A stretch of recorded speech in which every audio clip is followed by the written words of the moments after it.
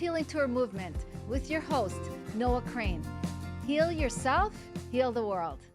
Hello, and welcome to the World Healing Tour podcast, where our mission is to help you heal yourself so you can heal the world. Hi, my name is Noah Crane. Each week, we will bring you tips and tools and inspire you to live your most empowered and joyful life. I'm also the author of the book, The Grass is Greenest Where I Am, because the grass is greenest where you are when you say so. When you choose to live in a place of no comparison, no competition, and no scarcity. When you choose to live in your own love and light and share your unique gifts with the world, because we're all unique. Recently, I'm excited to share with you that I've published another book with 18 other authors. It's an anthology called The Grass Grows Where I Am. And it's a beautiful stories of authors, holistic healers, from setback to comeback. Check our book out on Amazon. We are so excited to share it with the world. It also became a #1 bestseller on Amazon. I'm so grateful to have you here today. And as you know, each week we bring incredible people into studio to pour into you and support you on your journey. I'm truly excited about my guest today. Halley Elise is a transformational speaker, empowerment psychic, and an author with over 4 decades of experience in guiding individuals towards personal mastery. From an early childhood, she possessed an innate ability to perceive beyond the visible, a gift that evolved into a lifelong journey of awakening, teaching, and empowering others. She says, transformation is not about becoming something new. Rather, it's about remembering who you have been. Halley, welcome to the World Healing Tour podcast. I'm so excited to have you here with me today. Thank you. I'm delighted to be here. Yeah, I think that's incredible, your work, that you actually help people see past their blind spots. Right? Because so many of us have blind spots and so many of us need help through things. Why do you think we have so much confusion at times about our path and how to move forward? We get caught in a loop. I mean, if you really think about it, something troubles us and we think about it and then we mull it over and then we think about it again and then we share it with a friend or a loved one or the neighbor, and it just keeps continuing, and it's difficult to move beyond something if you're in the midst of it. Yeah, so is it really hard? Why is it? Because it seems to me, from what I see, and I know you work with a lot of people on a one-on-one level, that we are kind of in our own way to seeing through things. You know, that we see what we want to see, not truly what's in front of us. Do you see that in a lot of cases? I do, but I believe a lot of it is conditioning. I mean, really, if you think about it, from the time we're little, we're given instruction as to how to behave and what we're supposed to do next. And there are certain schools of thought, such as Montessori for children, where they allow the child to come in and express themselves and to really show you what their talents are and their strong points. But the average parent doesn't do that. The average parent goes by their upbringing and their training and whatever their knowledge base is. So it seems like we're putting our conditioning on our children, and so it causes more confusion in them because you can't see clearly when there's been so much of past conditioning on you and you've been trained to see things through somebody else's lens rather than your own lens. Correct. Now, the amazing thing is our lens is connected to the divine. If we go within, if we allow ourselves to pay attention to those intuitive nudges, you find that whatever extraneous sound is taking place, whatever the learning is, it doesn't matter. We get to choose how our lens looks and how we look through it. Yeah, that's great. But what if somebody says to you, well, that sounds great, but how do I get in touch with the divine? Like, I don't even know what you're talking about. How would you get them to start seeing things a little differently? I love that question. Most people have experiences with the divine and just aren't aware of it. And so I'll ask some questions to open the door for them to recognize, oh, you know what? Yes, that's when I felt the most love. Or, wow, that's when I really felt peaceful. Or I dreamt about that. There's always a reference point for each of us. Even if we're living our life totally in the physical realm, we still are connected. We're never not connected. We just have to remember. Yeah, and when you talk about remembering, how do we remember who we are? It seems simple, being said, go back, remember who you were. How do we remember who we were? So it's really not simple in the sense that, think about it, we don't recall when we were born. We don't recall the transitions from spirit to physical world. And yet there are signs of it all over the place. If we take a look, for instance, at a sapling, it didn't start out as a sapling, right? It started out as a seed. Perhaps the seed came from the tree and it fell and it became buried. And then little by little, it started to grow. It started to form. That built-in information, and I think back to Wayne Dyer, he used to speak about the acorn. Within that acorn, you have all that divine influence. You have everything that you need to have for it to grow. We are the same. So when it comes to remembering, it's not something that's forced. It's something that's gentle. As I mentioned to you on the phone, one of the things that I like to share with my clients, even on stage a lot of times, is go out into nature. Don't think so much, feel. And I think that's a big part of it. So many people get caught up in the idea of, well, they have to know exactly what to do. No, get still for just a moment. And what do you feel? When you're in nature, do you notice the bird singing? Do you hear water running? How does your heart feel? Does your heart rate slow down? How do you respond to your environment? When you start to pay attention to those things, you realize this is not something new. It's actually within you, but it's a matter of conditioning or reconditioning yourself to go from, I'm on a clock, I have to go, and everything is physical. It's paying attention to those little nudges, those little things. Then remembering starts to become a habit, no longer conditioned. It sounds like what I'm hearing is connecting to your five senses, right? Of hearing, seeing. More than that. Not controlling, just kind of being present to the energy around you. And what the other thing that I got from it, and tell me if I'm wrong, is that getting out of your head, which could be a bad neighborhood because you could spin a lot of things in your head over and over again, connecting back into your heart, where is more of a safe place of feeling and connecting, and your safe place. Like, to me, my heart's my safe place. Yes. When I want to be more connected, more grounded, or where I choose to live every day is more in my heart than in my head. I still think with my head. I don't think with my heart. Right. But I choose to live in my heart. So that's one option. However, what of the people who say, well, I tried that and it works for a minute, but then it doesn't. For them, they need something more. They need to have practices that they can do on a consistent basis. And sometimes it is simply a matter of stating to themselves that they are choosing. For instance, before they go to sleep, they could say, I am choosing peace and I am choosing to know the divine. Something as simple as that. It's not an affirmation, but it's a choice. Yeah, and just learning that we have a choice in every situation, whether it's how we react to things and how we take things in, and it makes a huge difference, because when you don't feel like you have a choice, then you're a victim of your circumstances. Absolutely. But when you realize you have a choice, you can kind of realize that, hey, I can do this. There's free will, right? And so knowing you have free will in the world gives you a little bit of empowerment, because you're not a victim of whatever is in your head right now. There's an irony there. I don't know if you were here in Florida when Andrew hit the hurricane, and there were people that lost homes and lost everything. And here it is many years later, and some of them are still connected to that. And that's more of a feeling, that feeling of fright or that feeling of terror or loss. It's not always just about what's in our head, but it's about what does the body hold. And I don't specifically work with cellular memory, but there are practitioners that do.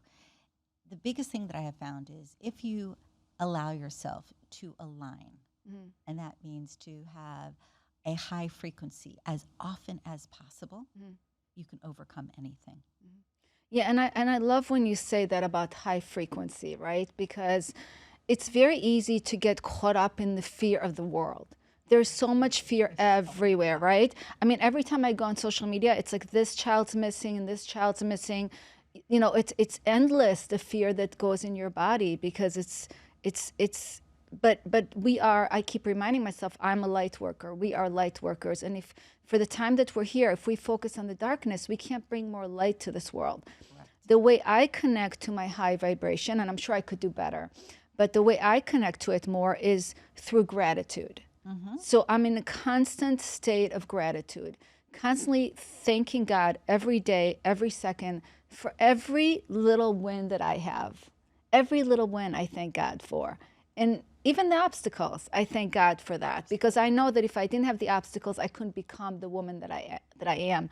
But most of all, I thank God for being safe, you know, for having the people I love around me. You know, the things that are really important, that are not replaceable, because I feel like so much of our fear, so much of our, you know, suffering comes from things that aren't really going to change our life so much, you know. True. You know, rather than things that are really, that are irreplaceable. So I think we have to learn to kind of put things into perspective. Boundaries. You know, you know, and not get so, you know, crazy over every little thing, because the things that are important are the things that really will make a difference in your life. Absolutely. Gratitude has the same frequency as love. It has the same frequency as light. And if you're constantly going into that state, you're invoking a state of grace. You're invoking a state of divinity. Yeah, that makes sense. And I actually heard, I don't know if you know this, but I went to some seminar and they were saying authenticity is the highest vibration, even higher than gratitude, which I thought was really interesting. But, you know, anything that where it's positive and you're doing stuff to impact others and yourself in a positive way seems to be more of a higher vibrational thing. Whereas like stress, anger, resentment, fear seems to be more of a lower vibrational things. How can you tell when you're connected more to higher vibrational things or lower vibrational things? Is there like a way that you could tell people they can gauge themselves or kind of awaken themselves to realize, because so much of our stuff is unconscious, right? The barometer is to actually listen to yourself. If you're saying something and it doesn't feel right, then you are in most probability vibrating at a lower frequency. If you say something that makes you feel good, or you feel empowered, or you feel loved, then you're definitely vibrating at a higher frequency. So for instance, let's say the neighbor took up your space and put their garbage can out and it moved your can out of the way. You could go out there and go, oh, I can't believe it. They did this again. And then you hear yourself and you think, oh my gosh, is that who I want to be? And instead you go, no, I'm going to scoot their can over a little bit. It'll be fine.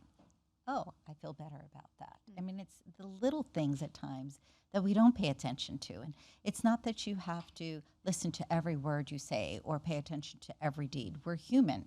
We are supposed to have faults. We are supposed to at times not do things right. It's not happening to us, but for us to recognize, like you said, pay attention to see what is it that you can accomplish. You know, what are those challenges bringing to you?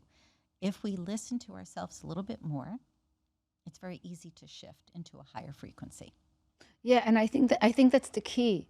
You have to pay attention, and much of our words are so done so unconsciously. Yes. So we're not paying attention to the words, you know, we're saying and what we're putting out there. And a lot of people get caught up in gossip and lower vibrational things. Like every little thing will trigger them to, you know, call a friend or, you know, complain. Or so it's like, it's almost like our own work, right? Like we have to, like, every time like I look at somebody else and I have a judgment, I'm like, Noah, like you're the biggest project. Like focus on you, because the only person you could change in this world is you. Stop looking out there, because I'm sure there's plenty of things they could see about you and they can judge it, you know? Right. So I keep bringing it back to myself, because I realize like spending any time out there judging anybody else is not changing the world. It's not making this world a better place. And if we're committed to making this world a better place, we have to make ourselves our biggest project. Agreed. And the nice thing about that is, how easy is it? Because we can't go to somebody else's house and say, listen, now you have to do this, this, and this. We live with ourselves 24/7. We have the capacity and the wisdom to make changes. And I want to bring out something you mentioned before as far as positive. Positive can be misconstrued as negative, depending on your point of reference. So for instance, we really hear it in local jargon, how things change in trends. So, for instance, it used to be hot was good, but now hot is bad, or rad was good, but now it's not. Different words change. And so it's more a matter of when you're looking at it, how does it feel to you? I tell people this too when it comes to gemstones. Now, I could tell you a blue sapphire means this, and a Herkimer diamond means that, and we could go down the list. However, if you pick up a stone, even if it's supposed to make you feel amazing, if you pick it up and it feels bad, put it back. Doesn't matter if it's supposed to make you feel good. And the same thing with positivity. If you're constantly forcing yourself to be positive and it's stressful, that's not positive.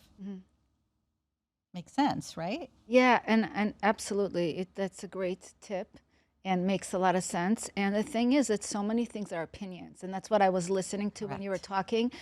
There's so many opinions out there. It's not about opinions, you guys. Again, opinions are not going to change the world. They're not going to heal the world.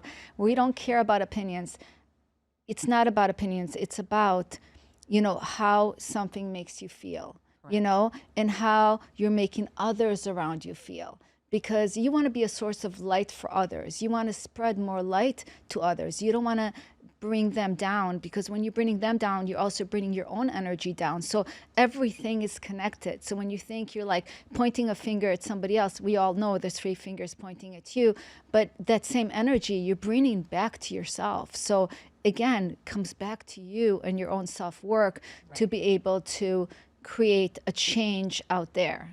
We're all a part of the collective consciousness. And I believe this is why in every religion there's mention of treating your brothers and sisters as you would treat yourself. And, oftentimes we think, they can't be my brother or sister. They're not the same race. They're not the same religion. No, that doesn't make any sense. But it does make sense. If we move beyond our physical plane, or we incorporate and really unfold and unpack who we are as beings, we're not limited to one realm.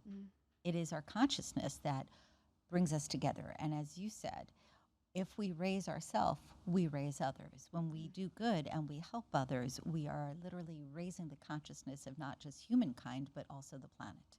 And also ourselves. Yes. So I always say put hearts in the world, because whatever you put out, love and compassion will come back to you. So I realize when I do things, and I'm a kind person, but I realize the more love and compassion I put out, the more love and compassion I receive in return. Absolutely. And it just, everything is energy. Like I always say, the world's round, energy moves in a round circle. So put what you want out there in order to have that in your life. So it's amazing how everything is connected. And it's a matter of being the thing that you desire. You want to feel loved, be loving. You want to feel peaceful, do things for others that help them feel peaceful. I mean, literally become the thing or the things that you desire in your life. Absolutely, because everything is a mirror, right? Right. And so when you become that, you actually get to reflect that, and others get to reflect that to you. It's amazing. It's a boomerang, you guys. It's a total boomerang. Whatever you want, whatever you desire, whatever you want to attract, boomerang it back to you. That's where that memory comes back, though, in the sense of, you asked, well, how do people remember? Take a look at how are you showing up in the world? How you show up is what you're creating. And that's where, again, when people think in terms of manifestation, they go, oh, I'm going to just sit here for a minute and I'm going to imagine it and poof, it's going to happen. Well, if your frequency is high enough, yes, you could look at the microphone and go like this and it would disappear. However, most people aren't at that level. And if you want to manifest something truly in your life, not just for a moment, then you have to become it. You have to align with it. You have to create that energy in the world that does continue to circle, and you find yourself automatically doing things. For instance, driving, right? We get in the car once we've learned, obviously as children, not so much, but as adults, you get in the car, you do different things, you're on the phone, you turn on the radio, you roll down the window, whatever it is that you're doing. You might stop and get a drink. And you're not thinking every minute, oh, I have to do this, I have to do this, I have to do that. It becomes a part of your nature, it becomes habitual. When you shift into a state that is really wonderful, it's filled with grace, it's filled with love, it's filled with high expectations and knowing that they're coming, it's felt. Mhm. And it just grows and it expands because, again, then you're touching everyone. Yeah, and it's amazing how powerful we are and how we don't even realize how powerful we are, True. right? And I feel like your job is to tap people back into their power. Would you say that's it? I would. I used to say, and I do on occasion still say, tap in and turn on. Mhm. Because you connect with that part of you that knows, you begin to listen, and you begin to let it guide you instead of being guided by that friend or that neighbor or even what your mom did. There's a very cute story, and I use this a lot of times on stage because I think it's so cute, but it really illustrates what we're talking about. There's this woman, and she's making a roast for dinner. She cuts off the end, and her husband says, "What are you doing with that? Why do you always throw it off? You cut it off and you throw it away. What's up?" And she goes, "I don't know. It's what my mom did." So he says, "Well, call her." So she calls her mom, and her mom says, "I don't know. Grandma did it." So they call Grandma, and Grandma says, "Well, the pot was never big enough, so I just cut it off and threw it away." People doing the same thing over and over again, not knowing why. It was just something that their family did. Sometimes it's a neighbor, sometimes it's a teacher. Mhm. But this is why it's so important for us to really pay attention to who we are. What makes us tick. And again, it's not a matter of studying us every single day. But how often do you hear someone say, "I knew that. I probably should have listened, but I did it anyways. And then afterwards I thought, oh my gosh, I shouldn't have done that." That gift of knowing is there. That connection is there. I always say, you're right. And I always say, knowing doesn't make a difference. Because we know a lot of Unless you act. things, Mhm. but knowing doesn't make a difference unless we take action on it. That's why so many of us repeat things over and over. We go back to the same relationships, to the same things that didn't work, expecting it to have a different result. Well, it's not going to have that. And that's why they say you should never go back. You should always move forward. We're not here to go back. We're here to move forward. Yet we're creatures of habit, right? Yes. And so we still think, they say if you keep doing something over and over again, it's insanity, right? You keep doing it over. But we do that so much as human beings. We do things over and over again. Even when we're looking for someone, we'll look in the same spot over and over again, expecting it to somehow miraculously show up, Just right? wiggle your nose and ta-da! Yeah, and transform. it just doesn't. And it's something, the way we're wired is, in a way, we have to change that wiring, right? Because the wiring keeps us kind of obsessed with certain things in our minds, in our thoughts, in our actions that are not really serving our lives. No, I think it's really funny because the basics, when you look at wires for electricity, there's a grounding wire, and humans ground, right? And then we have a positive and negative, and human beings have positive and negatives. If you take an electrical wire and you cross the wires, what happens? It shorts out or it causes an electrical issue, right? And yet this is something we do by, as you say, repeating those same actions over and over again. And yet we have the capacity not to do that.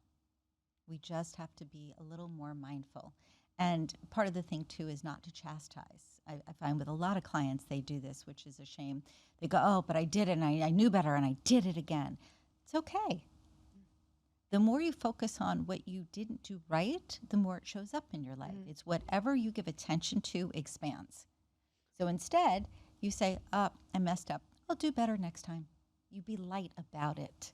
So what I hear through what you're saying, which is really powerful, is forgiveness. Correct. Not to beat yourself up, and also, like you said, when you think of I'm not going to eat this pizza, Right. You're thinking pizza, right? So eventually you're going to eat that pizza. So it's about okay, I ate the pizza, whatever, let it go, It's not about because you're going to fall off the horse. Of course. Nobody's going to have it perfect all the time. But there's always an opportunity to learn from it and try again. And part of it is never giving up, right? To just continuously keep moving forward and not come from the past of I failed, but say, okay, it's a new day, it's a new moment, I'm going to choose again. Here's the interesting thing, though, when you talk about failing. Anybody who's truly successful has failed over and over and over again. If you look at it and say, "Okay, I messed up. It's a learning experience. I won't do that again. Or it's pushed me into a different direction and I'm grateful, then things become easy. Yeah, absolutely. I actually, in my book, The Grass is Greenest Where I Am, I have a chapter about no mistakes. Like, I really believe, like, there's no mistakes. Like, it's just, we make it a mistake and we beat ourselves up about it. But I say there's no mistakes, it's, because it's part of the growth, right? Yes. Doing and some of us need to repeat things a lot of times till we get it. But the main thing is to get it, because we're here to move forward. We're not here to stay stuck. So I wanted to move on to something else that's really interesting to me. Why do you think we suffer so much? Like, and create so much of our own suffering, right? Because a lot of people, that I'm sure you see it a lot with people that come to you, that a lot of their suffering is self-created. Absolutely. It's because they don't have other tools to use to stop the suffering. A lot of it is pattern. A lot of it is limited belief in themselves, not having the confidence to believe that they don't have to live this life in that way. I was just thinking about a gal that I know who so wonderful, so amazing in so many ways. I mean, she's the one that if you say, oh, I have a problem with, she gives you 10 ways to fix it and make it better. And yet for herself, it's, oh, I'm just meant to feel ill. Oh, the doctors, they're never good. They're not going to help me. No, I always get bad doctors and they give me bad advice and I don't want to take that medicine. And it just goes on and on and on. And I said something to her one day about, you may be right, but what if you looked at it differently? Oh, no. The evidence has proven that I'm right. I said, okay. However, are you happy? Well, no, I'm not happy. Well, would you like to be happy, or at least happier? Well, of course, everybody wants to be happier. I said, well, what if you tried a little differently? Well, I don't know what that means. It means not getting so aggravated all the time. And for a good couple of months, she applied herself and she went into a space of gratitude when things went right. And she started shifting her prayers. And she called me. She goes, it's really interesting. Since I started this, things got better. I asked her, are you a little happier? She goes, well, yeah, because things are better. So then it was, well, do you want to continue? Well, I'm going to try. That I'm going to try was defeatist. It wasn't, I'm confident because I'm so happy that things are shifting that it makes sense to continue doing it. It was, I'm going to try, meaning I'm leaving the door open so that things don't go well sometimes. We have to be our own counselors when we take a look and say, this isn't working, it feels bad, and ask ourselves, how do I make it feel better? And if I don't know, ask somebody who can help you. And when I say that, a professional, whether it's a professional psychologist or it's a professional medical doctor or it's an intuitive, or it doesn't matter, but find somebody who's professional at their craft who can guide you if you feel that you can't do it on your own. That's great advice. And that's what you do too, is you help people see it. I love that you were able to get her, at least for a moment, to see things differently, which is great. But at the end of the day, that's going to be your own work to be able to do that. But it's, what it reminds me of is women who say, there's no good men out there. Yeah. There's no good men out there. I love that. All men are horrible, and I don't believe there's my soulmate's out there. I just don't believe it exists. They don't exist. Well, how are you going to find it if you don't believe your soulmate exists? It makes no sense to me, right? So if you think that way, how are you going to manifest something else? It's like your thoughts, your words are seeds. They're so powerful, and you're just putting out those obstacles in your way to just see the same thing over and over again, like the same movie replay, because you don't believe it's there. How can you grow with that lack of belief of something better ahead? At your core, you have to believe. And then what I mean by that is you can on the outside tell all your friends, oh, that's never happening, they're no good, they're whatever. And then all of a sudden this amazing person shows up in your life. It's because at your core, you believed. And the same thing is true with hypnosis. Have you ever watched stage hypnosis? Somebody will get up there and they'll tell them to cluck like a chicken or unbutton their top button. And afterwards, they're like, oh my God, how did I do that? It's because at their core belief, something they wanted to try, something they were okay with. If they didn't believe, If they weren't comfortable, they would not have been guided. And this is why, if you watch, again, stage hypnosis, they'll start out with many people, and then they start to separate. They start to dwindle down. The ones that are not receptive are the ones that aren't believing, aren't comfortable. They get off stage. It's the same in our own life. If we're saying things, we could say anything. You hear people say terrible things, for instance, oh, I wish that neighbor's house would burn down. But they don't really mean it. If they meant it with full force and vigor, and they did it constantly, the likelihood would be more than not. There's something, and this is a true story. I was maybe 14. There was a gal that I was friendly with in school. She had, and this just popped in, but she had a neighbor she didn't care for. And every single day she would walk by her house, and I mean every single day, constantly, and curse this girl and curse her home. And at some point, we got a phone call saying that the girl's house burnt down. Now, am I saying that if you just say something nasty about something or somebody, it's going to happen, it's going to hurt? Not necessarily. But what I'm saying is if you have full belief, full force, and then, of course, the powers that be are in alignment, then things happen. So if you can create something awful, like people who hack accounts, why can't you create something amazing? It's just a matter of putting that energy into the place where it needs to be for good to grow. Yeah, and watering that seed, right? Yes. What amazes me is, so this is another thought that I have, and I don't know what you think about that, but that makes a lot of sense. I also think that when you wish bad things unto others, you're bringing it into your own life. Absolutely. Because of the mirror thing, right? Like you think you're hurting someone else, you're actually cursing yourself at the same time. Right. I really believe that with all my heart and soul. What you put out, you get back. Yeah. So you really have to be careful with that, you know, because even if you don't like somebody, still wish them the best, wish them healing, wish them, success on their journey, whatever they do. You don't have to wish something horrible for anybody, right? And it's hard. It's hard work to do. It's really hard to get there where you can wish somebody good that you think is evil or really bad. Be neutral, though. Yeah. And what I mean by that is we don't have to all of a sudden say, oh, I love that person that I can't stand. But we could say, not my cup of tea. So I'll smile when I see them and be polite, but then I'm going to go on my merry way. That's it. And that way there is no charge to it. There's no negative charge. There's no heat. Right.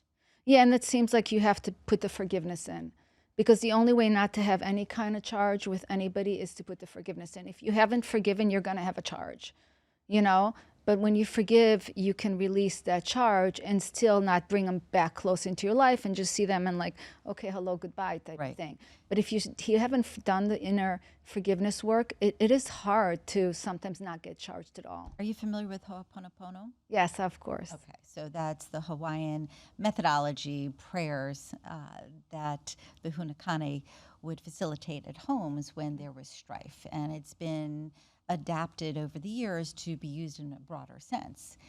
When you're saying that initially... So go ahead and say what it is. Okay, I love you. I am sorry. Please forgive me. Thank you. When you're saying it, you may not believe it. The idea is to repeat it to the point where all of a sudden you just feel yourself go, It is the energy of forgiveness that comes over you. The energy of gratitude from the thank you. And it's not that you're saying, I'm sorry I messed up, I hurt you. You're saying, I'm sorry you are another person who is feeling hurt. Or I'm sorry that I'm feeling hurt. But it's the words that create energy. Its thoughts are things. Emotions are things. Our visions are things. Pretty much everything that we have within us is magic. We have the ability to create. And that gratitude that you're speaking about and that forgiveness is the cornerstone of who we are.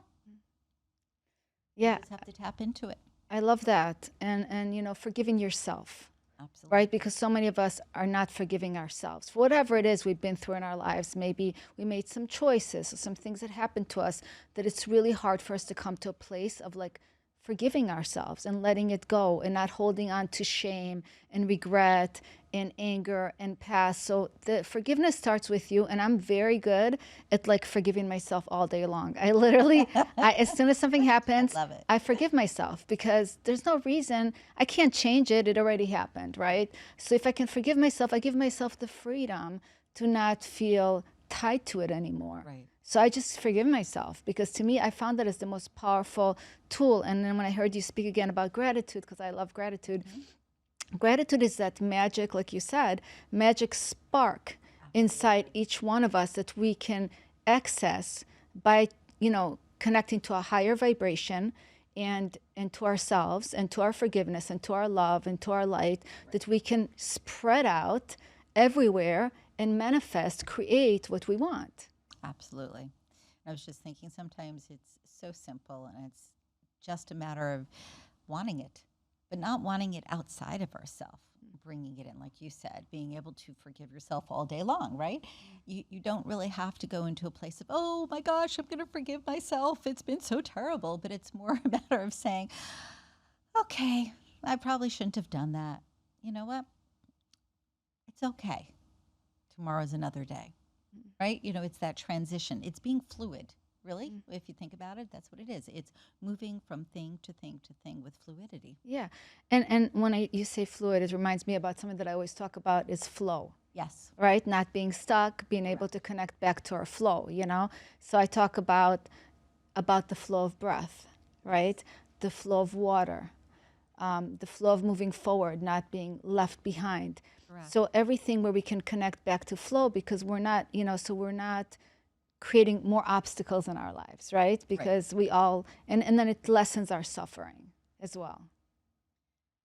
But, and I'm playing devil's advocate here, when we think in terms of a piece of coal becoming diamond, it becomes the diamond under pressure. Our obstacles help us. Now, obviously, if you have an obstacle every day, every minute of every day, in most probability, you're going to break. So that's not a good thing. I'm just simply saying that we do need some obstacles. We need contrast, as the Hicks say. If it was all good all the time, we'd probably be bored out of our minds. So we do need contrast. We need to see something different and have a little challenge and feel good about overcoming that challenge or moving beyond it.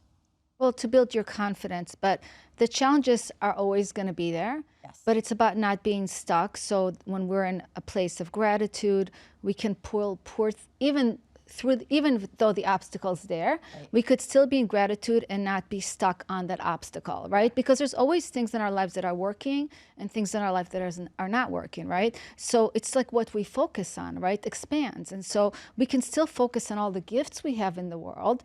And of course, if we were comfortable all the time and life was just easy all the time, we're not going to grow and become who we are, because we just be like sitting at the beach all day, sipping margaritas or whatever it is, or juices, in case you don't drink. But no, it's all about, knowing that we always have the power to get through anything. Part of that is using our intuition also. Because again, if you are going within and you feel stifled and you're just in a place of non-discovery, you've tried all of the books, you've tried all of the channels, and let's say you've even tried doctors and it wasn't working, get quiet. Pray if need be. Do breath work. There's a myriad of ways that you can shift your consciousness to get calm enough to listen to that intuition, to actually call it forth. And the nice thing is there's a side effect, and that is the more you listen to it, the more it happens. You're speaking my language, because I love listening. I feel like my whole life I've been guided through messenger and messages that have come to me. So I really talk about learning to listen, turning off the noise of the outside world and tuning back into our own inner compass, to our own intuition, as you say, right? So so you say some of the key words is just to meditate, to be quiet, to breathe. Any other tools that you can give our listeners that can get them more connected to their own intuition? Okay. Anytime you do anything that brings you joy, such as dancing or singing or simply listening to music, you have the potential to tap into your intuition. When you are in that state of joy, you're in a state of relaxation. Even if you're like, oh my gosh, but I'm so busy, I'm dancing, you're still relaxed. There's no stress attached to the body, even if you're moving. And you have the ability to connect. When you're driving, believe it or not, a lot of people get intuitive messages at that point because they're just kind of focused on the road and their movement. They're not focused on all their chores or responsibilities. They're an open channel. Now, I know some shaman and some medicine people believe that you need drugs to open up or that it enhances it. I have a mixed feeling on that, honestly, because I have found that people that are resistant are actually better served not doing the drugs to assist them because they become reliant on it versus learning how to do it themselves. But again, to open up to that intuition, meditation is great. However, a lot of people say, oh, well, I don't know how, and it's so difficult. And I'll let you in on a secret. When it comes to meditating, there is over 150 different ways to meditate. You don't have to hold your hand that way and sit cross-legged and only breathe certain ways. You can meditate simply by allowing yourself to look at, believe it or not, a light bulb, and just let your eyes go out of focus and just breathe and pay attention to the light and just notice how you feel. And as you feel lighter, as you feel more relaxed, just say to yourself, I'm open to my intuition. A great way to do it is program your consciousness before you go to bed. At night, say, I am ready and able to receive my intuition. That's it. I mean, really that simple. Just start to let your subconscious mind know to connect with your higher consciousness, that you're going to sleep. You're turning off your conscious mind. So all those filters from the day, from the world, they get quiet. So now you can tap in and leave a pad and a pen or a pad and pencil next to the bed because 90% of the time you're going to wake up with information. Another way of doing it is simply taking a bath and adding in herbs. Certain herbs, certain flowers, certain essences actually heighten intuition. Jasmine is one of them. Clearing your space. Now, a lot of people think, oh, that's silly, that's feng shui, but it's bigger than that. If you have clutter in your space, you are having a cluttered mind. Even if you don't think so, it starts to take up space. Move some of the clutter. You'll find all of a sudden messages start coming in. I mean, these are simple things that people can do. There are a lot that are more complex, but to me, why not take advantage of the things that are simple and see results? Oh, I love some of those tools you just gave. That's awesome. Thank you. Jasmine in the bathtub. Mm-hmm. How about lavender? Does that do anything? Lavender creates peace. Mm-hmm. Yeah, I love that. Lavender is my thing. And you can mix different things. Mm-hmm. That's great. All right, I wanted to talk about your work and what you do and how you help others. So why don't you share a little bit about why people come to you, why people, I know you're like a psychic, people come to you for direction, for guidance, and you've helped a lot of people. So anything you want to share about, you've been doing this for a very long time. It's been a gift, as you told me, from God. You were born with this intuition, this gift that you've nurtured into, into what you do today. And tell me a little bit more about that and how you work with people and how they, get what they need from working with you. Okay.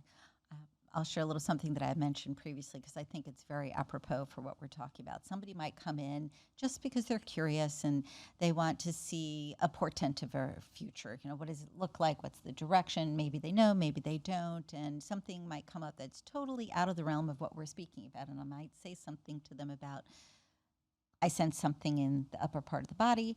Please make an appointment, go to the doctor. Anytime I get that type of feeling, I get calls back. The doctor said, it's a good thing I came in when I did. I've had people call me back years later to say, you saved my life, which I always feel like, oh my gosh, that's too much responsibility. I didn't do anything. I just allowed information from God to come through me. But because something came through that was unexpected, they were able to take charge of their life. They were able to get healthier and get stronger. I've had situations where somebody's come in and I've said, please don't take that plane on that day, whatever that day is, and they come to find out there was an issue with the plane. So a lot of times folks come in just because they're curious, and I'll be honest, I never know what's going to come out of my mouth. I do a little prayer in my head before I sit with somebody that I give them the most helpful, loving information possible. That's it. I mean, that's it. Whatever comes in comes. Sometimes I see images. Sometimes I hear words. Sometimes it's feelings. People a lot of times assume because I do psychic work that I'm a medium. I tease and I say, nope, not a medium. I have friends that are not really what I want to do. I don't want to be speaking to the other side all the time. And yet, on occasion, while I'm sitting with somebody, something will come through. There was a woman I was sitting with one day, and I said, I get the sense that your mom wants you to know about underneath the dresser drawer that's in the attic up north, there's money. Like a crazy thing, right? And I'll get a phone call going, oh my gosh, mom had $10,000 taped to the bottom of the drawer. We didn't know. That's amazing. It's pretty wild how that comes in, but it's not because I'm seeing that person. There's a sense. I can sense if somebody is in the room, and usually I can identify if they're male or female. Not necessarily if it's a family member. Sometimes yes, sometimes no.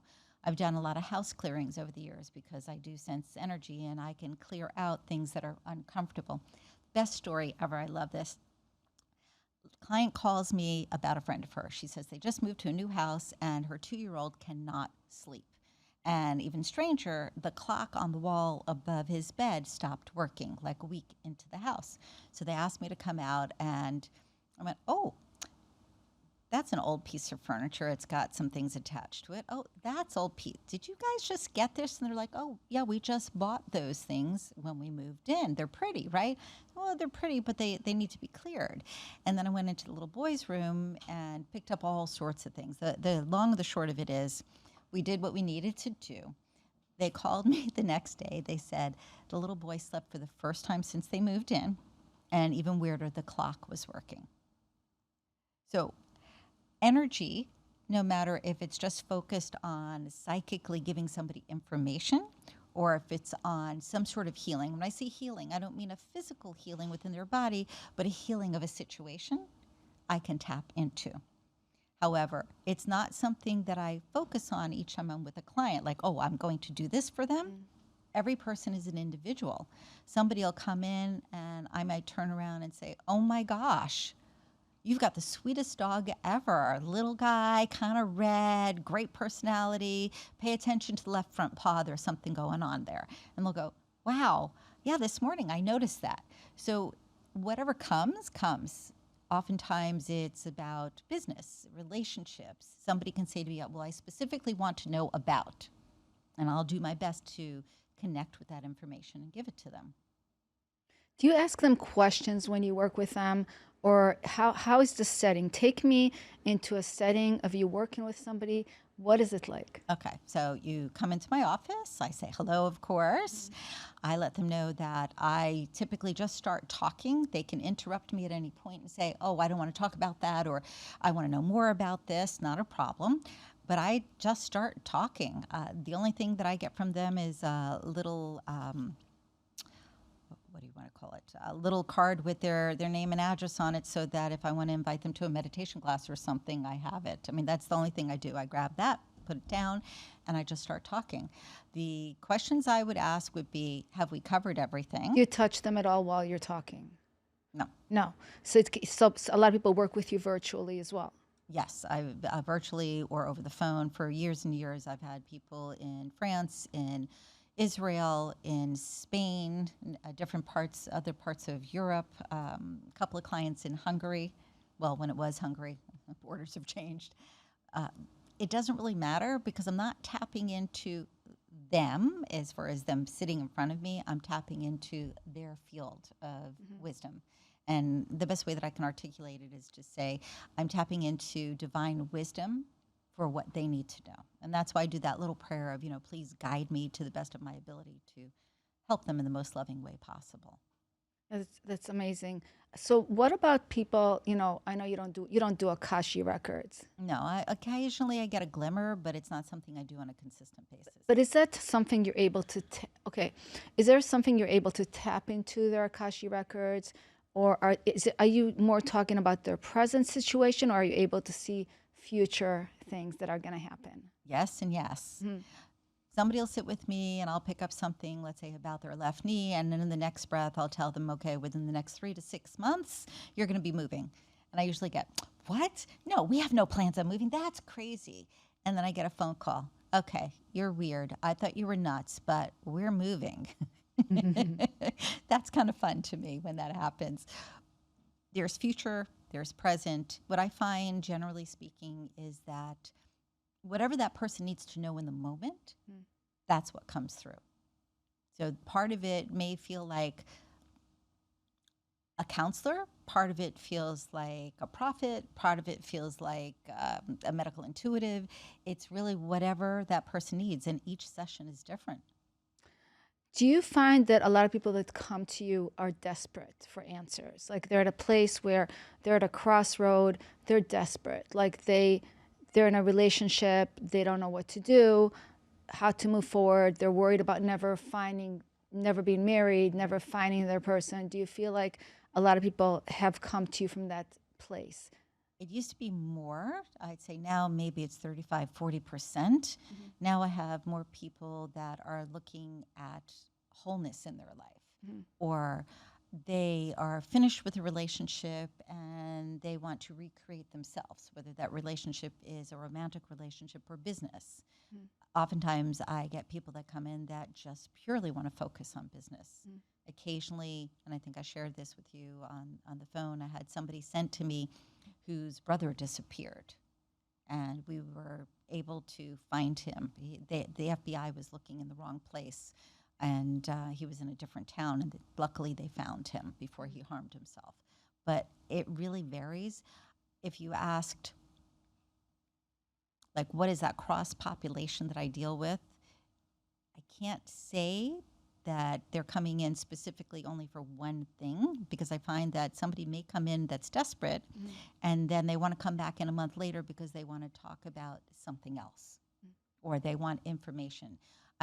People ask, well, how often should I come? Every month? And I go, no, you're supposed to live your life. I mean, this is supposed to be guidance. This is supposed to be confirmation. If something phenomenal happens that we didn't pick up in a session and you want to get more input, obviously reach out.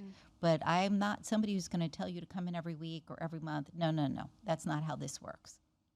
This is like when you need it, you have like someone you could call that can help guide you. Correct. And give you more clarity about your direction. It's clarity about direction. It's also futuristic events that come through. That's incredible. I think that's such a gift to be able to see that, you know. I told you that recently I've been muscle testing things to see how, you know, using kinesiology. And we had to go, I think I might have said this on the podcast before, I'm not sure, but we were going on a flight, and my daughter couldn't find her driver's license, and you can't get on a flight without a driver's license. And she's like, oh, I think I left it at my best friend's house. She's like, I'm not sure. So I started to muscle test it, and it told me right away that it's not at her friend's house. Right. So I knew it's in her house. Then I was asking, is it in the car? I got a no. Then I asked, is it in the house? I got a yes. I asked if it's in her room. I got a yes. Right? And then we went to her room. I'm like, you guys, we got to go upstairs. We're like literally like 3 hours before our flight. And we have to get to the airport, and we're going to be late. And she literally, I was going to leave her home because she can't go without, they're not going to let her on the plane, you know?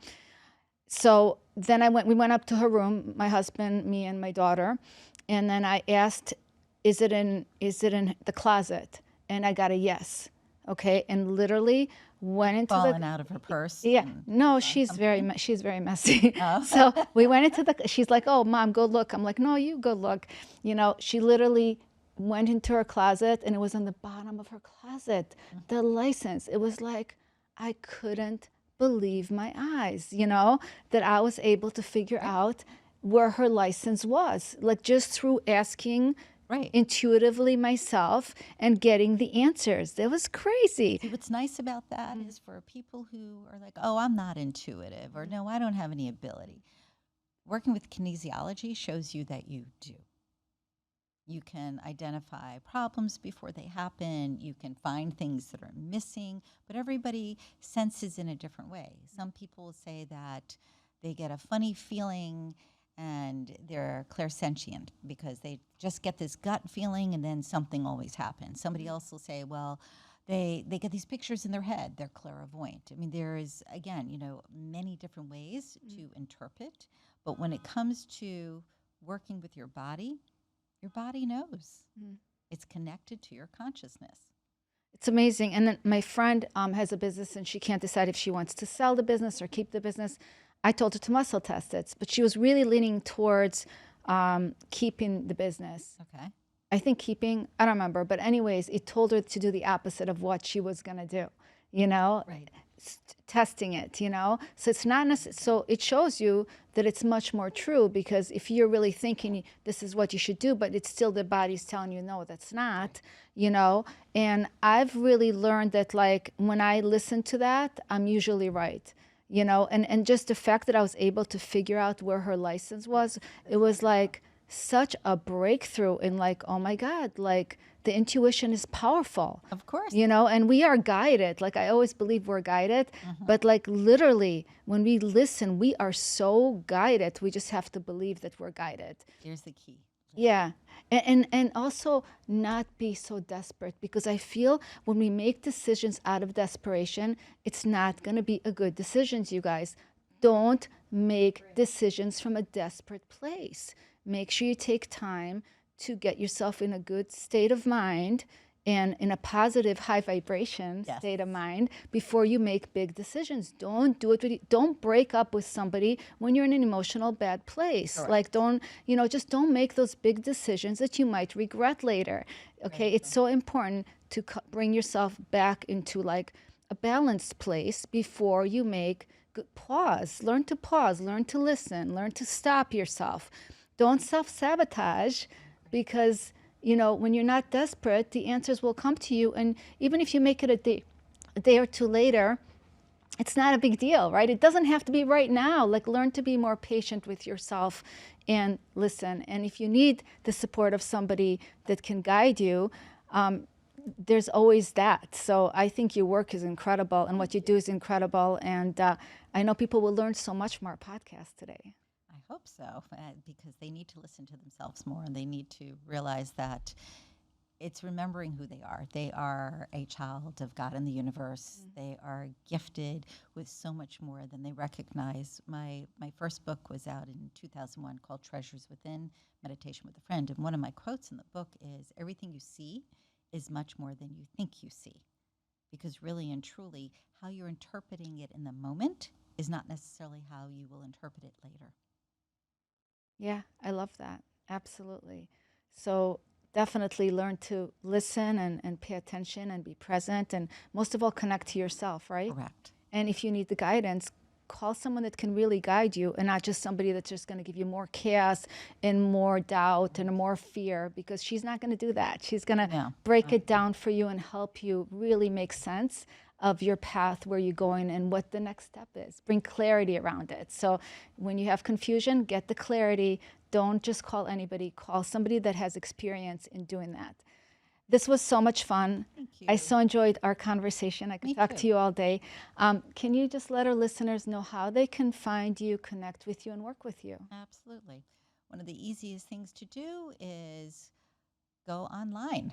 I'm everywhere, but I'll give you my phone number as well. 561-755-2166. Once again, that's 561-755-2166. Feel free to text me at any time. That is the business phone, and it's off when I'm sleeping. So call anytime, literally. I love that. All right, I want to thank you again for being here with me today. I want to thank you for joining us today on the World Healing Tour podcast. Until next time, remember to practice the 3G effect elements that I always talk about at the end of my podcast. Element number 1, remember every day to have a grateful heart and connect to your gratitude. When you're connected to your gratitude, you're connected to positive feelings and positive emotions, and bringing into your life more positive things, people, and experiences daily. Element number 2, remember every day to ground in love and compassion. First, love and compassion for yourself, because we all need more love and compassion. and then learn to share that love and compassion with others. And remember, whatever you put out there will always come back to you. And element number 3, remember that you are not alone. This is a guided journey. I always say guided by God. Whether it's God to you, universe, higher power, source, whatever it is for you, know that you're not alone on this journey. When you learn to turn off the noise of the outside world and the noise of others, you can tune in again into your own inner compass and get the guidance that you needed. I also have my 3G jewelry on my website. Go to noacrane.com, and it's like a jewelry that reminds you to tap into those 3 elements every day. Until next time, my friends, have a beautiful week. See you next week. Namaste. The World Healing Tour Movement with your host, Noah Crane. Heal yourself, heal the world.